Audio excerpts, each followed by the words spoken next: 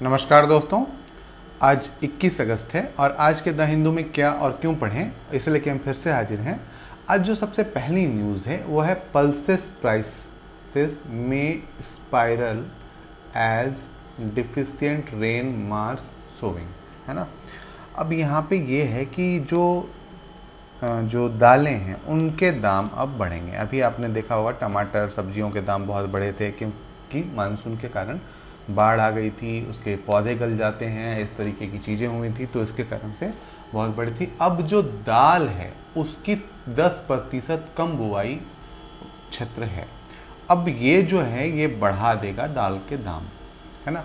तो इसमें हम क्या कर सकते हैं, किस तरीके के उपाय हैं सरकार के पास। आयात कर सकते हैं, बफर स्टॉक है तो उसको ओपन मार्केट में सेल कर सकते हैं, है ना। और अन्य चीज़ों को बढ़ावा दे सकते हैं सामान्यतः। तो दो मुख्य प्रकार, एक बफर स्टॉक है तो उसको कर सकते हैं और आयात को बढ़ावा दे सकते हैं। साथ ही साथ यह हम कर सकते हैं कि प्रोत्साहन अगले साल से दालों के लिए एमएसपी बढ़ा दें, इस तरीके की चीज़ें करें तो ये हो सकता है। तात्कालिक उपाय दो ही चीज़ हैं, आयात बढ़ा लेंगे और जो बफर स्टॉक है उसको ओपन मार्केट में सेल कर सकते हैं। ये दो चीज़ें हैं, तो ये आप देख लीजिएगा। इससे क्या होता है, इन्फ्लेशन बढ़ता है ना। तो इस तरीके की चीज़ों से जो खुदरा महंगाई दर है वो बहुत बढ़ जाती है। तो उसको भी आप देखेंगे, इसको पढ़ लेंगे, आपको समझ में आ जाएगा आसानी से। इसके बाद जो हमें अगली न्यूज़ पढ़नी है वो पेज नंबर 6 पे।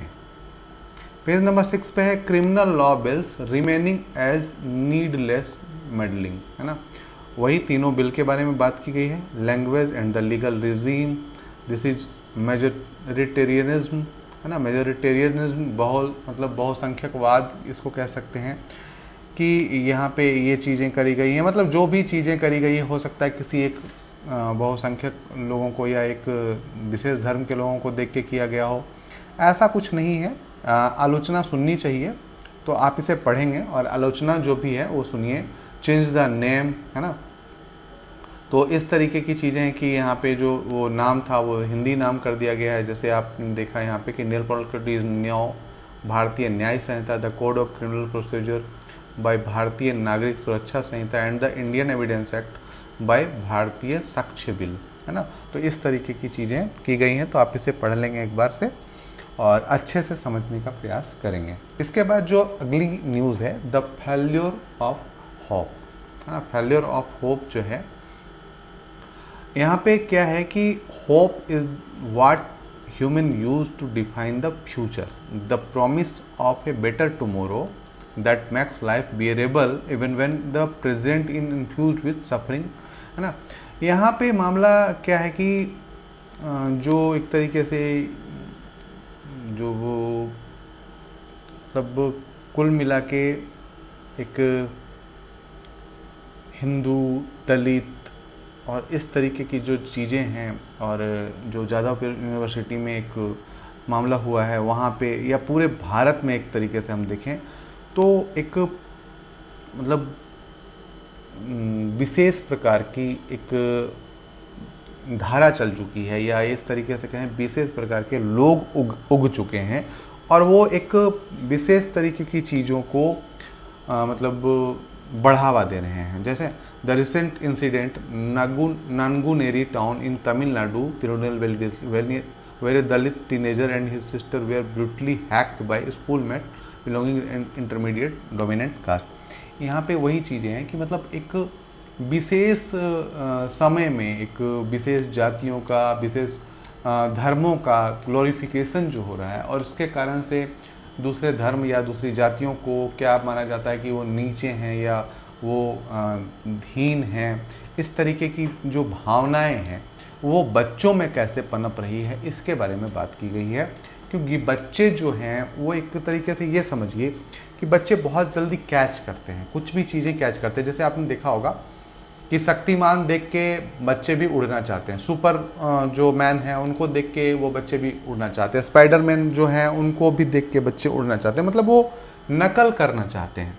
यदि आप समाज में हीन भावना रखोगे कि वो ये कास्ट का है या वो इस कास्ट का है, इसके कारण से हमें इज्जत देनी चाहिए, इसके कारण से हमें बेइज्जत करना चाहिए, तो वो बच्चों के दिमाग में कहीं ना कहीं बैठ जाती हैं। और यही चीज़ें हमें स्कूल में, कॉलेजेस में देखने को मिलती हैं, जो आए दिन देखने को मिलती हैं, है ना।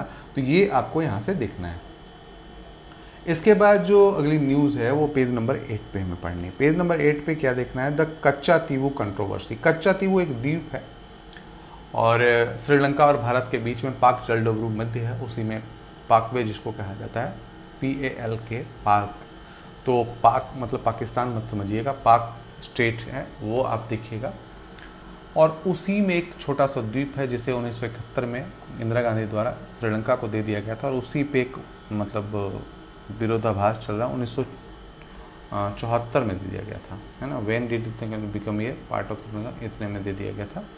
और इसी को लेके तमिलनाडु सरकार कह रही है कि उसे आप पूरा मतलब हमें लीजिए, ताकि जो इंडियन जो नेवी मतलब मछुआरे हैं उनको पकड़ ना सकें, या उसके क्षेत्र में ये हमारा क्षेत्र है, इस तरीके की चीज़ें चलती रहती थी।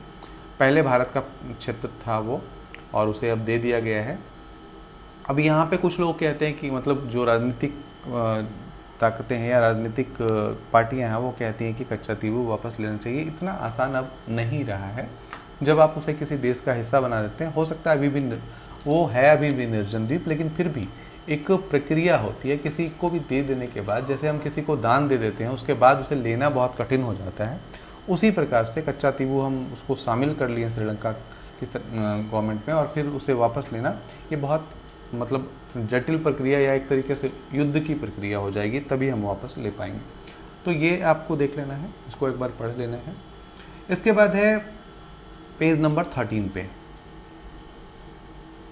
ना, पेज नंबर 13 पे चलते हैं।